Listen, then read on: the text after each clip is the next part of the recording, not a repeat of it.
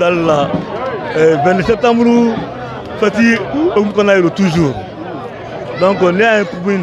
comme Araba Kalama, kati population mais soit sous de ko djou, soit sous ka barala. Kana gana a demtenu a sifiu. Donc un couple pour que sifu nous met en caché kono, parce qu'on a on va se ka nyoko nyanaje. Am ta rula alsa ko soit sous be a le kama. Lu ka lakanani, lu ka burlam no lakanani.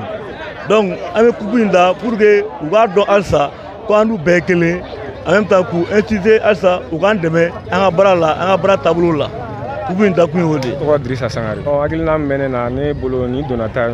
akara agilna nyana mabadi parce que aba permettre ga jenu fara nyokonga abu permettre fene ku bo la faire sigila au moins ka fargolo nyana jaga wala da fe ni chama be ke quartier kono akafsa quartier jenu ma be dépend aba acto quartier jenu yara be nyokon don ko bo fulgam mene bolo ka dafe kubu dabagaima alibi agani nyokona chama ga kana dani quartier ndoro ma ka quartier chamana abe jenu permettre ka nyokon do abena ni cohésion re jamana kono ko